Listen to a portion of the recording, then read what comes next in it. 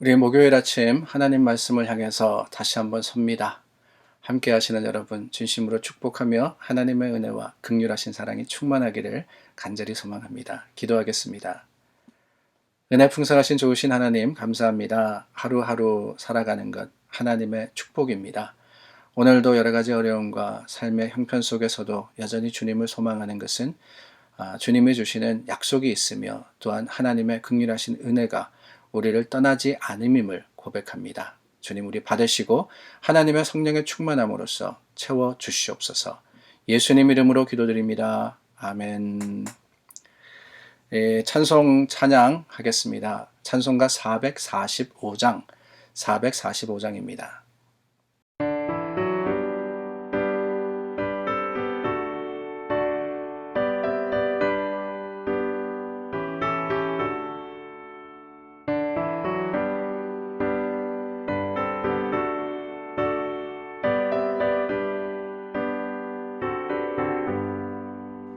세상을 넘어 천국에 가도 빛가운 대로 걸어가면 주께서 항상 지키시기로 약속한 말씀 변치 않네. 하늘의 영광 하늘의 영광 나의 맘속에 차고도 넘쳐 할렐루야를 힘차게 불러 영원히 주를 찬양하리. 깜깜한 밤에 다닐지라도 주께서 나의 길 되시고 나에게 밝은 빛이 되시니 길 잃어버릴 염려 없네.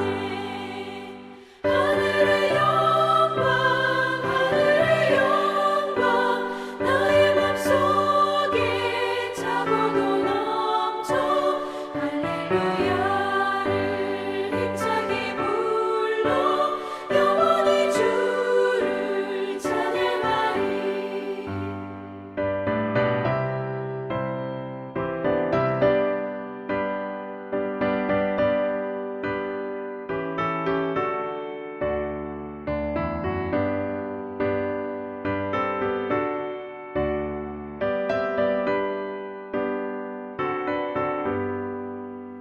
광명한 금이 마음에 받아 찬란한 천국 바라보고 할렐루야를 힘차게 불러 날마다 빛에 걸어가리. 하늘의 영광 하늘의 영광 나의 맘속에 차고도 넘쳐 할렐루야를 힘차게 불러 영원히 주를 찬양하리.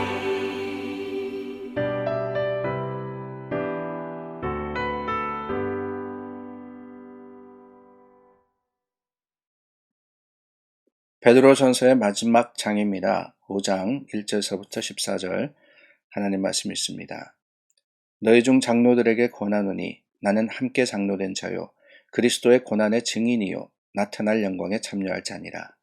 너희 중에 있는 하나님의 양무리를 치되 억지로 하지 말고 하나님의 뜻을 따라 자원함으로 하며 더러운 이익을 위하여 하지 말고 기꺼이 하며 맡은 자들에게 주장하는 자세를 하지 말고 양무리의 본이 되라. 그리하면 목자장이 나타나실 때에 시들지 아니하는 영광의 관을 얻으리라. 젊은 자들아 이와 같이 장로들에게 순종하고 다 서로 겸손으로 허리를 동이라. 하나님은 교만한 자를 대적하시되 겸손한 자들에게는 은혜를 주시느니라. 그러므로 하나님의 능하신 손 아래에서 겸손하라. 때가 되면 너희를 높이시리라. 너희 염려를 다 주께 맡기라. 이는 그가 너희를 돌보심이라. 근신하라 깨어라. 너희 대적마귀가 우는 사자같이 두루 다니며 삼킬 자를 찾나니 너희는 믿음을 굳건하게 하여 그를 대적하라. 이는 세상에 있는 너희 형제들도 동일한 고난을 당하는 줄을 알미라. 모든 은혜의 하나님 곧 그리스도 안에서 너희를 부르사 자기의 영원한 영광에 들어가게 하시니가 잠깐 고난을 당한 너희를 친히 온전하게 하시며 굳건하게 하시며 강하게 하시며 털을 건고하게 하시리라. 권능이 세세무궁하도록 그에게 있을지어다. 아멘. 내가 신실한 형제로 아는 실루안으로 말미암아 너희에게 간단히 써서 권하고 이것이 하나님의 참된 은혜임을 증언하노니 너희는 이 은혜에 굳게 살아. 택하심을 함께 받은 바벨론에 있는 교회가 너희에게 문안하고 내 아들 마가도 그리하니라. 너희는 사랑의 입맞춤으로 서로 문안하라. 그리스도 안에 있는 너희 모든 이에게 평강이 있을지어다. 아멘. 베드로 전서 마지막 장이죠. 5장 1절서부터 14절 말씀 저희가 나누었습니다. 베드로 전서, 서라고 되어 있는 그 책들은 이 편지입니다. 이 편지를 의미하는데, 편지 쓸 때 한국에서 배웠지 않습니까? 서론, 본론, 결론, 물론 뭐 글 쓸 때 다 똑같지만은 편지에서도 서론과 본론과 결론이 있어야 된다. 그래서 인사하고 그리고 하고 싶은 이야기하고 마지막에는 안부 전하고 뭐 이렇게 적으라고 했는데요. 베드로 전서 5장 말씀도 그런 의미에서 보면은 결론적인 당부의 장이다라고 할 수 있을 것 같습니다. 베드로가 두 가지를 당부하고 있어요. 하나는 겸손하라 하는 거고요. 또 다른 하나는 세상의 세상에 여러 가지 부조리가 있지만은 담대하게 맞서서 싸워라. 그렇게 권면을 하고 있습니다. 겸손과 그리고 또 이 믿음의 의지, 이것이 참 중요하고 또한 신앙 속에서는 잘 연결되어 있지 않나 하는 생각이 듭니다. 세상의 논리 속에는 무언가 맞서 싸울 때 이 세상의 악이라는 것, 아니 뭐 세상에서 우리를 힘들게 하는 사람들과 싸운다 그럴 때 뭘 가지고 싸웁니까? 깡 가지고 싸우잖아요. 깡 가지고. 내가 힘을 기르고 능력을 길러가지고 저 사람과 맞대할 수 있어야지 승리를 거둘 수 있다. 그게 세상의 논리지 않습니까? 그런데 여러분, 세상의 부조리, 세상의 악, 여러 가지 고난과 고통, 그 가운데서 맞서서 믿음으로 싸우는 사람에게 있어야 할 것이 뭐냐? 베드로는요, 오히려 겸손이라고 이야기를 하는 거예요. 겸손. 낮추어져야 된다라고 이야기를 합니다. 오늘 말씀에 보면은 장로들에게 교훈하는 것이 있습니다. 이 장로들에게 교훈하는 것은 다른 게 아닙니다. 나도 장로인데 오히려 이 주장하는 자세를 하지 말고 3절을 제가 읽고 있습니다. 양무리의 본이 되라. 주장하지 말고 본이 되라. 그것도 어디에 본이 되어? 양무리의 본이 되라. 양무리의 본이 되라는 것은요, 가장 낮아지라는 겁니다. 목자가 양과 같은 모습을 취해야만 된다라고 이야기를 하는 거예요. 겸손하라고 하는 거죠. 그렇습니다. 어디 장로님 분이겠어요? 하나님의 백성들에게 주님께서 요구하시는 것은 겸손입니다. 낮아짐입니다. 순종함입니다. 그게 없으면요, 세상의 악에 맞서서 싸우지 못해요. 100이면 100, 필패합니다. 분명히 집니다. 겸손하지 않으면은 하나님께서 아무리 교회 중요한 직분을 맡고 있다 할지라도, 뭐 교회 경력이라 그래서 죄송합니다. 교회 다닌 시간과 그 기간이 길다 할지라도 분명히 질 수밖에 없는 거예요. 겸손은 그렇지 않습니까, 여러분? 어떤 마음에서 오는 거예요? 주님을 인정하는 마음에서 오는 게 겸손이거든요. 내가 할 수 있다 그러는 것이 아니라 주님께서 하십니다 하는 마음이 겸손입니다. 내가 아무리 뭔가 뛰어난 것을 가지고 무엇을 한다 할지라도 그게 중요한 게 아니에요. 주님 앞에서 누가 자랑할 수 있으며 주님 앞에서 누가 경력 내세울 수 있어요. 뭘 잘했다고, 뭘 잘한다고 말이에요. 주님 앞에 아무것도 아니잖아요. 우리는 먼지와 같은 존재입니다.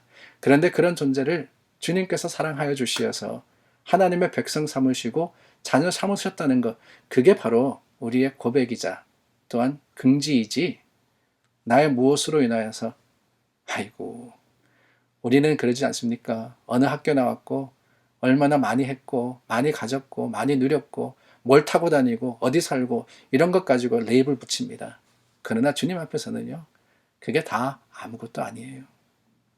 그렇기 때문에 우리가 할 수 있는 것이 뭐냐? 겸손인 겁니다. 특별히 베드로가 권면하듯이 교회에서 쓰임받는 자들은 더욱더 그러해야 합니다. 장로들, 저희 교회도 장로님들 세우는데요. 저도 우리 공천위원회 겸손을 참 강조해서 말씀을 드릴 때가 많습니다. 어떤 사람을 세울 거냐? 능력 있는 사람도 필요해요. 사실 교회는요. 돈 많은 장로님도 필요합니다. 시간 있는 장로님도 필요하고요. 그런데 정말 중요한 것은 겸손하신 분입니다. 하나님 안에서 낮추어질 수 있는, 주님의 말씀에 순종할 수 있는, 교회 뜻을 따르는 그 순종이야말로 하나님의 사람들의 첫 번째 되는 자질이자 또한 갖추어야 하는 덕목임을 우리는 기억해야 하는 거예요. 그 겸손의 본이 또한 젊은 사람들에게 보여집니다. 5절 말씀해 보니까 젊은 자들아 이와 같이 장로들에게 순종하고 다 서로 겸손으로 허리를 동이라. 겸손으로 허리를 동이라. 하나님은 교만한 자를 대적하시되 겸손한 자들에게는 은혜를 주시느니라. 참 엄정한 말씀입니다. 겸손한 자에게 은혜를 주시는 것만이 다가 아니에요. 교만한 자를 대적하신다 그랬어요. 교만한 자를 대적하신다. 왜요? 교만으로 대적했기 때문에. 교만이라는 마음이 들어오니까 하나님을 대적하는 거 아니에요. 하나님 뜻대로 안 합니다. 못합니다. 왜요? 내가 더 잘났는데. 그렇기 때문에 하나님도 대적하시는 거예요. 오히려 겸손해야 합니다. 며칠 전에도 말씀드렸지만은 저는 이런 말씀이 베드로의 입에서 나오는 게 참 신기해요. 베드로라 하는 사람, 어떤 사람이었습니까? 예수님이 뭐라 그러면은 딱 하고 예수님 앞에 섭니다. 그리고는 절대 안 됩니다. 그럴 수 없습니다. 그랬던 사람이에요. 그런데 여러분, 그 베드로가 변화되잖아요. 자신의 실패를 통해서 변화합니다. 3번이나 부인했던 자신의 모습. 그러나 그런 자신을 찾아오신 예수님 가운데 내 양을 치라고 하셨던 그 말씀으로서 바뀌어졌을 때 바울은 자신의 교만과 또한 자신의 가졌던 것들을 주장하기보다는 주님 앞에 겸손함으로써 주님 앞에 낮아짐으로써 계속해서 하시는 말씀이 그거잖아요. 6절 말씀에서도 하나님의 능하신 손 아래에서 겸손하라. 때가 되면 너희를 높이시리라. 7절입니다. 너희 염려를 다 주께 맡기라. 이는 그가 너희를 돌보심이라. 하나님께서 돌보신다는 거예요. 산 경험에서 나온 간증과 고백으로서의 교훈을 주실 때 우리는 이 교훈의 말씀 앞에 정말 하나님을 향한다 하는 것이 무엇인지, 주님의 복을 받아 누리는 자격이 무엇인지를 생각하지 않을 수가 없습니다. 우리는 실패합니다. 그래요. 사실 세상의 가치관의 기준이 너무나도 다르기 때문에 우리는 세상에서 교육받고 살아가다 보니까 나도 모르게 어느새 그 마음을 가지고 더 많은 것을 가지려고 누리려고 하다 보니까 교만한 마음이 들어오는 것도 사실이에요. 그러나 여러분, 교만은 하나님이 꺾으십니다. 언젠가는 꺾으십니다. 오직 겸손한 자만이 하나님의 축복을 받아 누리며 오직 겸손만이 하나님의 뜻을 이루는 놀라운 능력임을 기억하며 주님 앞에 순종함으로써, 이 겸손은요 다른 게 아니에요. 순종으로 드러나는 거예요. 순종으로 드러납니다. 뭐든지 하나님의 교회가 하나님께서 원하시고 계획하시고 주시는 말씀 앞에 아멘 할 수 있는 것, 그것은 오직 겸손만으로 가능함을 기억하며 겸손의 덕을 이루고 하나님의 영광을 드러내는 우리 모두가 될 수 있기를 바랍니다. 기도하겠습니다. 좋으신 하나님, 우리 참 마음이 교만하며 악합니다. 뛰어나기를 바라고 주장합니다. 그렇기 때문에 주님, 오늘 주신 말씀이 더욱더 우리에게는 참 어려운 말씀이며 또한 고민입니다. 우리의 모습과 다른 겸손의 모습을 강조하시고 또한 교훈하신 하나님, 어렵기 때문에 그것이 진리인 줄을 믿습니다. 우리가 매일 하고 할 수 있는 것이면은 사실 하나님의 뜻이 아니지 않을까 생각해 보건대, 주님이 겸손을 우리가 행할 수 있도록 다시 한번 하나님 우리 이끌어 주시고 주님의 거룩하심으로 동행하여 주시옵소서. 예수님 이름으로 기도드립니다. 아멘. 오늘도 우리 함께 중보하여서 기도합니다. 하나님 안에서 하루를 살아가며 주님께서 주시는 은혜와 축복이 우리 이웃들에게 또한 세상 많은 사람들에게 전하여질 수 있도록 기도해 주시고, 코비드-19 힘든 분들 아직 계십니다. 위해서 기도해 주시고 중부의 우리 군사들, 중부의 군대들이 다 되어 주시기를 부탁드립니다.